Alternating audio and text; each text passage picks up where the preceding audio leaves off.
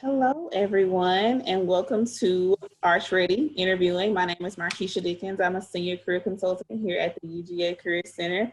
Today, you're going to be learning a little bit about interviewing from Tom Fenner, who is a campus recruiter with Elliott Davis. He's going to talk a little bit more about himself later on in the presentation, as well as Nikki Sharma, who is our Career Center team assistant. I'm going to let Tom take it away.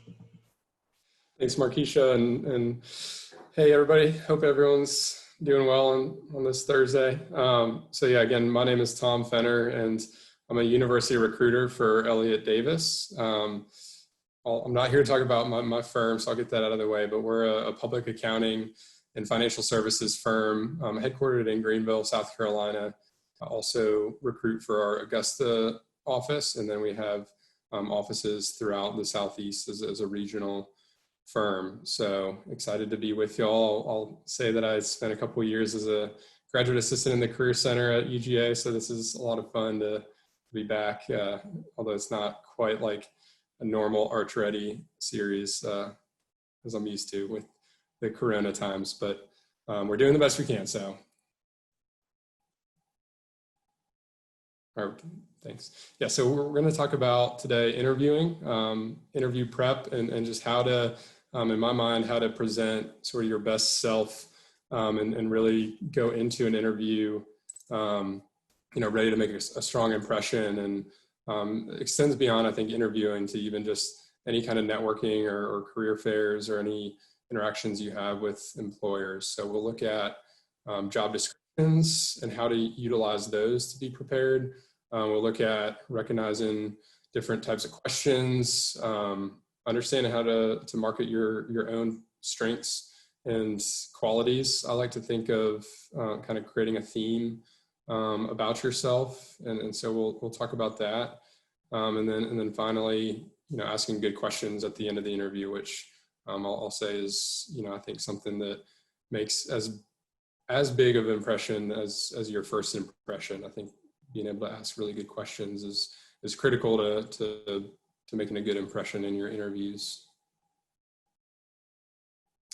All right, so the purpose of an interview, this graphic with the handshake is so before 2020. I guess this is not really what we see these days. And so along those lines, I'll note that I'm not going to talk a lot about specifically virtual interviewing, although I think a lot of these ideas will apply to your virtual interviewing experiences. But also next Monday, I believe there's an Arch Ready program that's going to be more specifically talking about how to interview virtually and how to kind of navigate the current virtual landscape that we're in. So overall interviews, of course, the idea is to learn if the job is right for you and for employers to determine if you're a great fit for them and for the position. So, I think that's something great to remember is always remember that you are also, quote unquote, interviewing the employer as much as they're interviewing you. And you should absolutely look at it as your opportunity to decide if this is a good fit for me, not just simply, go into every interview thinking I have to win them over and I have to get the job offer, because you might walk out of that interview thinking this is not the best fit for me, which is fine. Great. So starting out with that research. Actually, I do want to backtrack real quick, and I know we've got Nikki who works in the Career Center as a current student as well. Nikki, what do you think has been the most important to your success in interviewing in terms of your prep?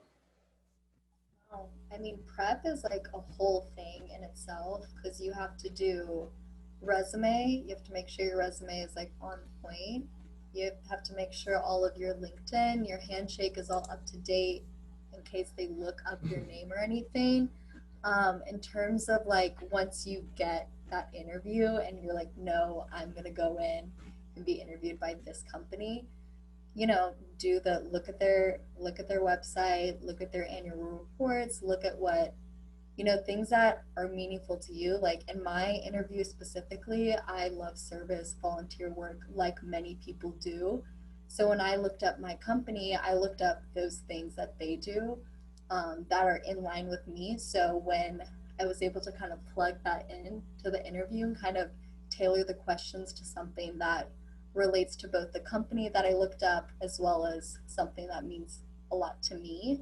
I think that's really important.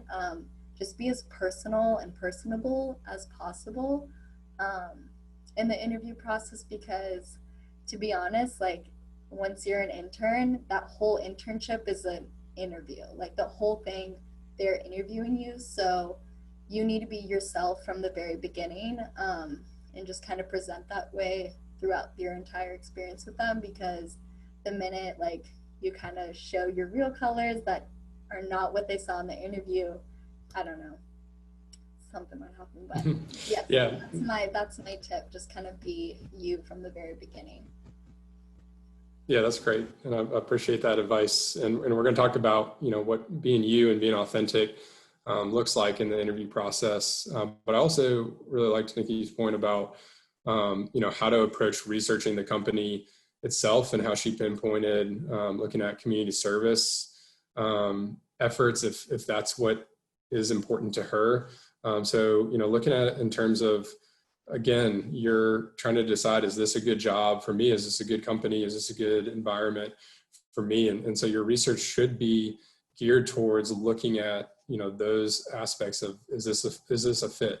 Research should not be, how can I, learn everything about the company so that I can show off everything that I know about them when I'm in an interview. I've had numerous interviews with students in which, they clearly were there to try to show, like, I'd seen this part of your website, and it was very obscure things. And when we talk about asking questions at the end, you don't want to overly use your research to try to ask really specific questions, because you don't want to end up accidentally stumping an employer on something that might be not as important to their day-to-day work as it appears to be important on the website. So, research, I think, really it's so critical, but it's also really important to keep it pretty simple.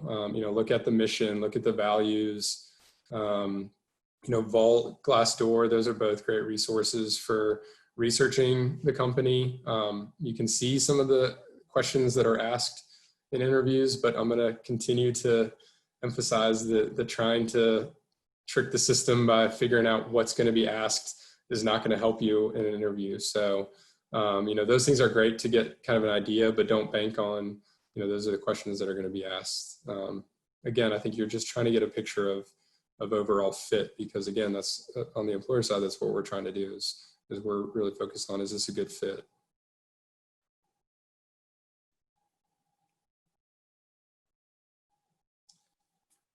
So again, yeah, I think the slide, is kind of talking about just how to, utilize that knowledge. And again, I think any research should go back to this theme that you're hoping to create about yourself. Analyze that job description, pick out some things that you can tell, okay, because they're talking about this, that means they're really looking for someone who's organized or someone who, has great communication skills. And so that can play into sort of how you go into the interview prepared to really highlight certain things about yourself. Great. So now we are going to go through some types of interview questions. And again, as much as I've sort of talked about, not being too overly prepared for specific questions, I think generally you want to, know what kind of questions are asked in interviews. And, when we start out with these traditional questions, this is one area where I think you do want to prepare. These questions, like it says on the screen, usually at the beginning, usually build rapport. These are kind of the ones that you can expect to be in most interviews. So we'll look at some examples.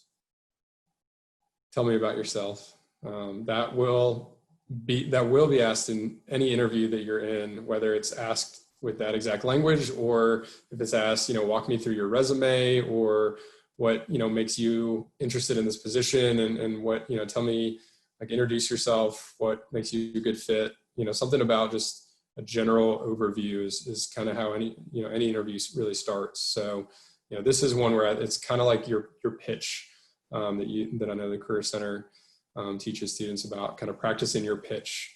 I do think you want to, again, you don't want to rehearse or memorize, but you want to sort of outline on paper what you'll say when you're asked to tell me about yourself. You want to, keep it pretty simple. You don't want to talk for more than 2 minutes or so, and spend too much time on this, but you want to have it flow really nicely of, I grew up here, or I came to UGA and I'm a blank major because, why, and use it to start to then gear yourself toward, what makes me interested in this position.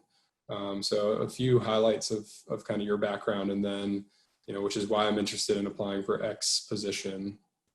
And then the other thing I'll say is strengths and weaknesses is probably the other question that I would recommend having a planned example, or thinking out, what will I say is my weakness? What will I say is my strength? Because that is one that is almost always asked in interviews to some extent. And, the weaknesses part, I know that's something that we wrestle with in mock interviews. And I know students always ask me about, what's an appropriate weakness? That question really is just asking you about your awareness of yourself and your areas of improvement. So you want to show that you truly understand that you're not perfect, because none of us are, but that you are aware of these weaknesses in terms of how can you improve them to become better at your job and better just in life in general.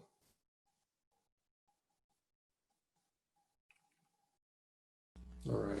Tom, we have a couple questions in the chat that kind of relate to what we just talked about. Yeah. Bring them up. Pull that up.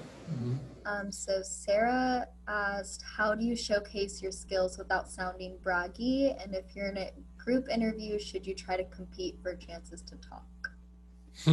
That's a great question. So the braggy part, I am going to talk at length about this later in the presentation when I get to some of the things that my firm specifically looks for.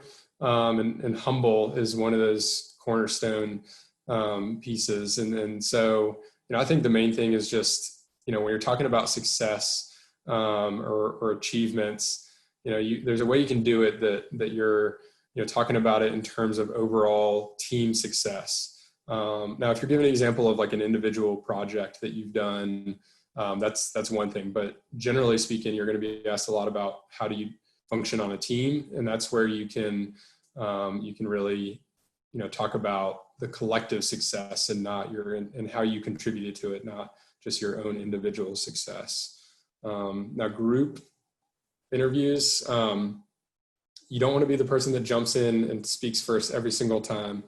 I think the more you can kind of feel the flow of the people in that group interview with you, the more you can kind of learn your opportunities to jump in and answer a question versus, when to dial it back. I think having done that on the employer side with group interviews, it's just easy as a human to be evaluating in terms of who's talking too much, who's talking not enough. And so you want to kind of be in that sweet spot. And I see how many weaknesses should you say. And typically you're just asked to give one weakness. And the main thing I would say with weaknesses is you can give an example, even though it's not, we're going to talk about like, tell me a time where you're asked to give an example, but I think it's great even in these traditional questions to still provide examples. And so with the weakness, you just really want to identify, how it is that you can, know that about yourself so that you can improve and make those less of a weakness going forward. Right. And then good topics for tell me about yourself. Again, I think the main thing is just utilize your knowledge of the job and what specific skills they're looking for, and then maybe your knowledge of the company or the firm in terms of what values are most important to them. And don't make it up that those are also your most important values if they're not, but find ways to align the things from your background, whether it's class project stuff, whether it's why. I think the biggest thing is like, why did you choose to major in this, in whatever major you are, and why, has that led to a passion for the kind of job that you're applying for? It's really all about, from start to finish in an interview, I think it's all about being intentional of showing that you're truly interested in what the job is asking you to do. There we go. Awesome. So with these these are also what are known as the tell me about a time when, or give me an example of. And so, a lot of interviews will focus pretty heavily on these questions. And so we're going to talk about kind of the best strategy for that. But again, my main takeaway for y'all is just to be pretty intentional about your examples. Know ahead of time, 3 to 5 examples that you want to make sure you cover regardless of what's asked of you. You want to walk out of that interview with the employer having heard about this project that you did or this achievement that you've had. That way you can fit those to the questions that are asked rather than, being just completely vulnerable to whatever might be asked of you.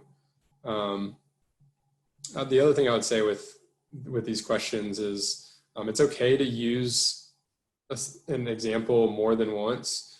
You obviously don't want to go through the whole interview going back to the same exact example, but it's okay if you have another question later in the interview and you say, well, I want to talk again about the time that I interned with this company.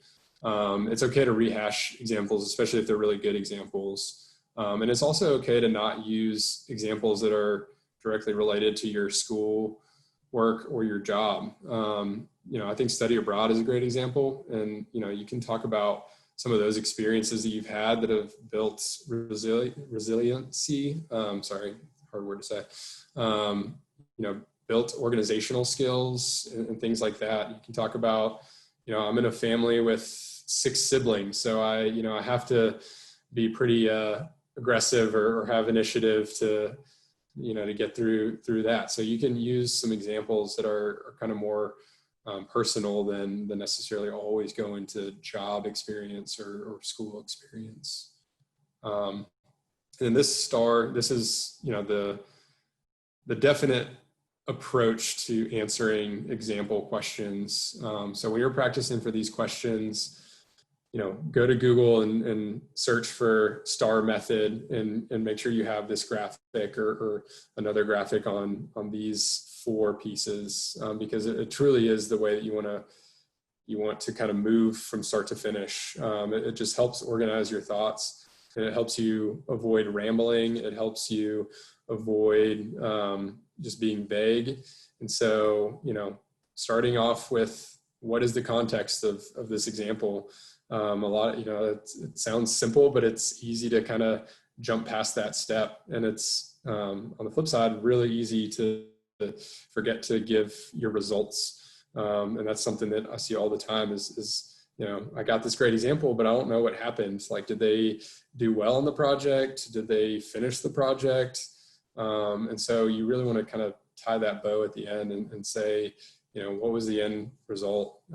That can even apply to questions where you're asked, like, give me an example of a time that you failed or a time that you didn't reach your goal, which is another common question to be asked. All right, case study. I mostly want to kind of skip over this only because it is kind of a topic of its own. I think you should know ahead of time if you're going to be asked, if it's going to be a case study interview, or if you're going to be asked any case study questions. Typically these are a lot in the business world, for instance, and in really technical areas, where the main point is that they want to see your ability to solve a problem.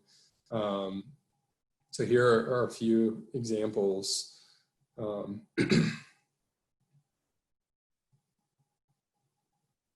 Yeah, so like this third example, for instance. The point with answering these kind of solve it questions or these problem questions is to show your work. So to explain your process, your thought process of answering what they're asking you to answer. The questions, these questions are generally not geared to have a right or wrong answer. They're geared to require you to give a lot of examples for why you're saying what you're saying. So I think on the next slide. Oh, sorry. Yeah. So again, to kind of put a cap on the case study questions, it's again just important to kind of go with your answer, and just you don't want to contradict yourself. You just want to be confident in what you're saying, and give good detail of why you're coming to the conclusion that you're coming to.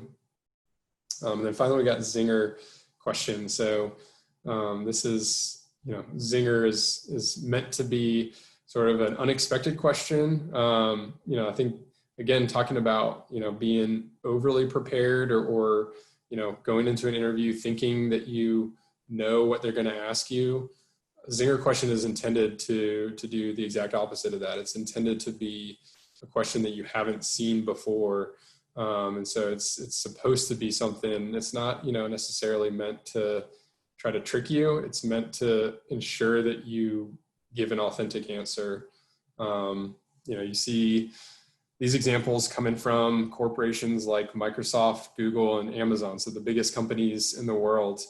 And the reason they ask these questions is because they've had so many interviews with candidates who sound the same, say the same thing. They've been trained. I know I used to work in the Career Center, so I used to, and Markeisha can attest that we give you all these tips and these guidances, but you don't want to come into an interview sounding like a robot. And so these questions are meant to force you to be authentic and just to think on the top of your head. So similar to case questions, there's not a right or wrong answer usually. And again, they just want to hear, why is it that you're, saying what you're saying. So yeah, pick an answer and stick to it. Have fun with these. Zinger is meant to, it's a fun sounding word. And so, yeah.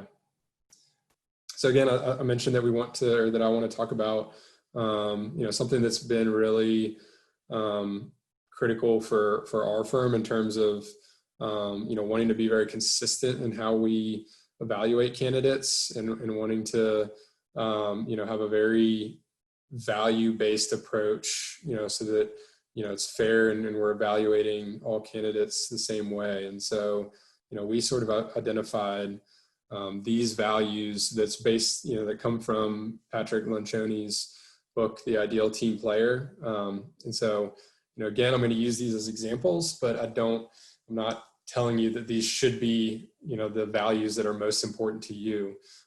More so, it just, it goes to show, I think having obviously 3 is just a nice clean number. And so thinking about 3 things that are critical to you, that's going to help you be very consistent in selling yourself and just telling employers who you are. And so, the other part of this is, I think, being on the employer side, I'll be the first to admit, I never remember every single example that someone's given in an interview. I don't remember every single point that they made. So, I know I've walked out of interviews and I've thought to myself, like, oh, this came out wrong, or like I sounded awkward when I gave this point. But on the employer side, we're most likely not going to remember that exact moment. What we are going to remember is, what was really important to this person. Did they seem genuinely interested in the position? Could I tell, what they're passionate about and what they, really care about? So, humble, hungry, smart. I guess we can go to the next slide and I'll kind of walk through each one. So humble, this one is getting back to that question about bragging. This is a good thing to keep in mind. Humility, the fact that it's, interviews kind of push you to sort of brag on yourself and to talk about your achievements. But there's a way that you can do that where you're talking about sort of the collective team success and shared credit. So many interview questions are geared toward, how do you work on a team, not just what have you done individually. We can see your GPA or we can see your academic success. We want to know, when you're on a team, how do you contribute? Because obviously you're going to join a team with us, and we want to make sure that you'll be a good fit on that team. So, that humble piece, comes first of these three values, and you can determine whether that means this is the most important or not. But I think personally that it's one that I want to make sure I've seen in a candidate before we extend them an offer. Hungry. It's kind of funny because we'll go humble, and then hungry has a lot of kind of the opposite mindset where, you think of someone who's hungry as someone who is very driven, very motivated. And so it does seem a little bit more individual. And so, I think part of that is just remembering that it's really important to be balanced. And, so when we're talking about these values, the book, The Ideal Team Player, is really emphasizing the importance of having a balance of these three values. And so hungry, in addition to, it is important to show, your own drive and your own, initiative. I think it also speaks to, demonstrating the passion that you have, demonstrating the curiosity. I think, curiosity is a great correlation with being hungry, to show like I'm genuinely curious and knowing more. And when I have taken on projects in school or in my job, I was a sponge. I soaked up, I wanted to learn everything I could. I think also, I'm a recruiter, but with most of our interviews, we'll have, at our accounting firm, I'll have professional staff, client serving staff that are much more adept in the technical side of things. And when I talk with them after an interview, I hear them mentioning hunger more than any of the other values of so-and-so really stood out on the hunger scale, or so-and-so didn't really seem quite as hungry. So I think this is something from a professional standpoint that employers are definitely looking for. And then finally we have smart. And so smart, again, not meant to be book smart, not meant to be, intellectual. Smart, really, we're talking about sort of emotional intelligence. We're talking about your ability to read a room. And again, looking at being a team player, your ability to sort of understand not only your own strengths and weaknesses, but the strengths and weaknesses of your teammates. And so kind of having that idea or that eye on group dynamics, so that you can, not just think about your role on the team, but think about what's everybody else's best role to be effective. And so that smart it really comes through when you show, that you are self-aware, but also, kind of have a good awareness of the room or the people that you're working with. All right. And then finally, again, the book, it's all about, how do these values come together, and it's really, to be effective, you want to have a good balance of all three. And, I will say that, so you see these names, these categories, and they, some of them have some negative connotations: the pawn, the bulldozer, the charmer, lovable slacker is probably where I'd put myself. But, ideally, you want to know sort of where your strengths are, and which of these three values are you strongest, or maybe you're very strong and you feel you're strong in two of them, but you could work on the third. And so it's really more about knowing yourself.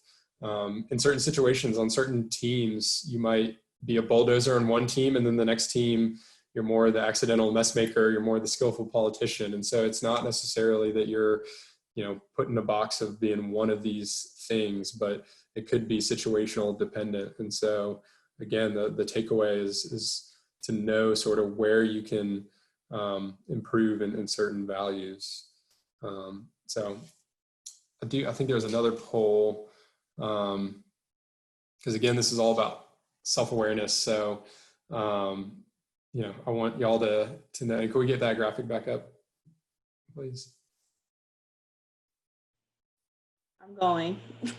No worries.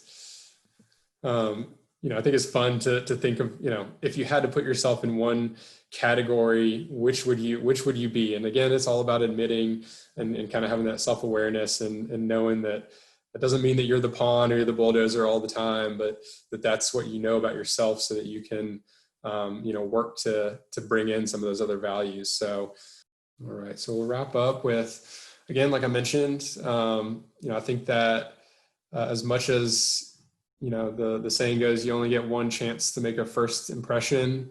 I think you get another chance when it gets to the end of the interview, and just about every employer is going to ask you, what questions do you have for us? So big things here.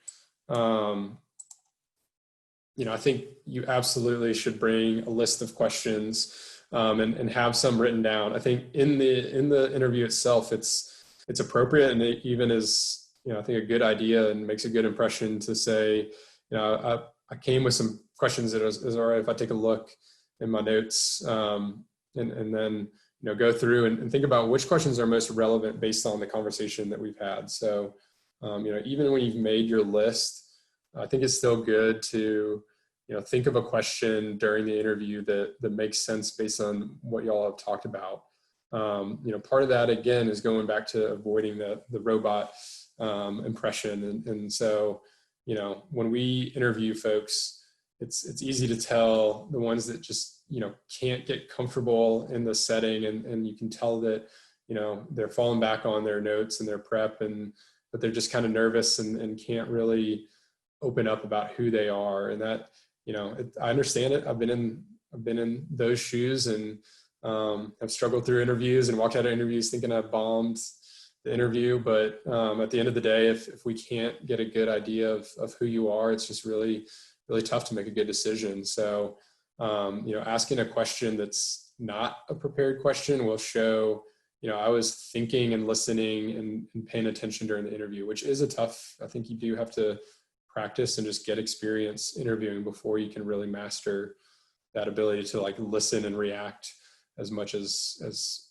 think about what you were prepared to say. So, and then again, sticking to your theme, you can again make a really great impression on employers if your questions relate to the values that you've shown are critical values for you, or critical values to the company or the job itself. So, those questions can be pretty strategic to show, I get it, I get what you're looking for, and I get who you are.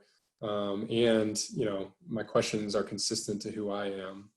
So, last tip that I'll give on questions is, I think it's a must to ask one question at least that is a little more just open-ended about the employer's experience. So, what gets you out of bed excited to go into work? What do you love about your role, or what do you love about the time you spent with this company?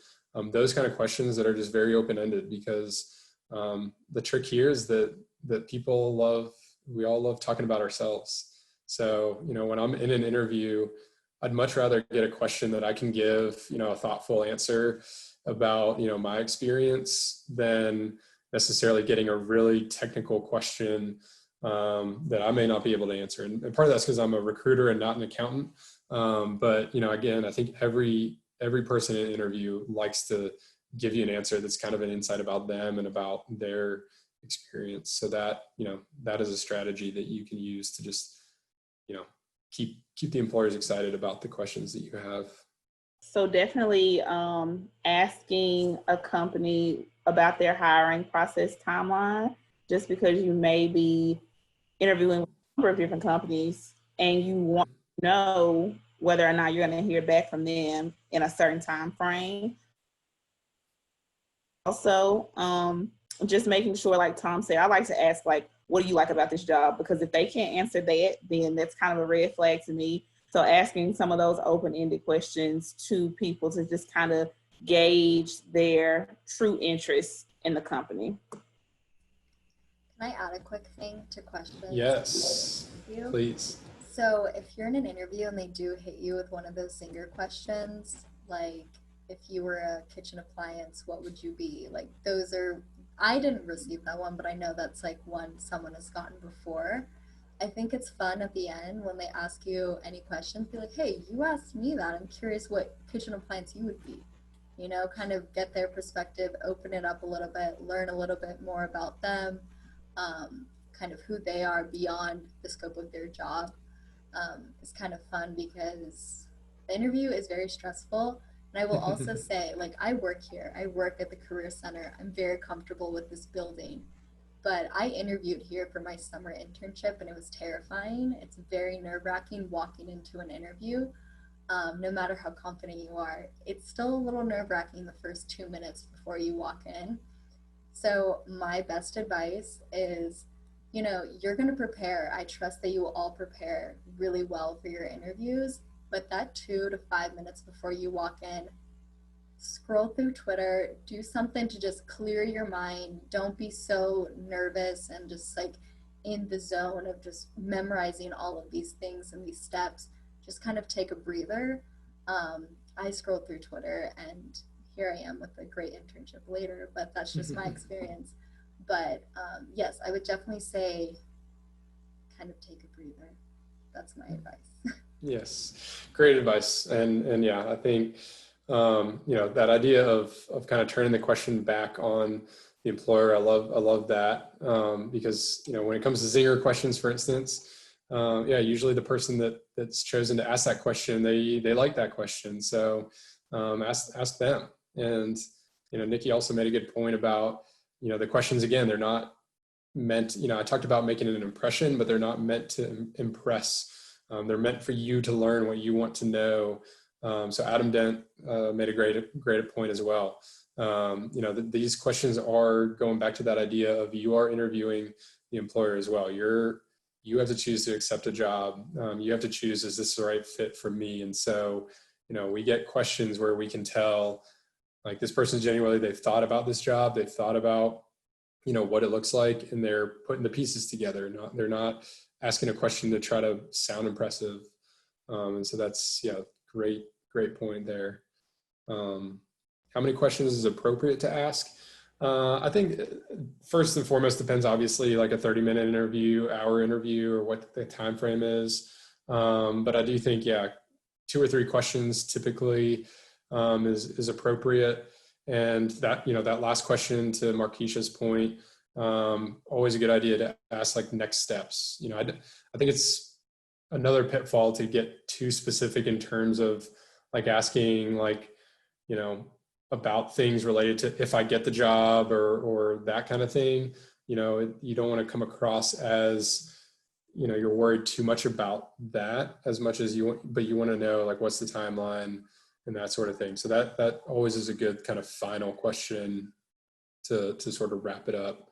But then, yeah, I think a couple other questions about truly things that you're interested in. So that would be, you know, 2 or 3, and then maybe more if it's a longer interview.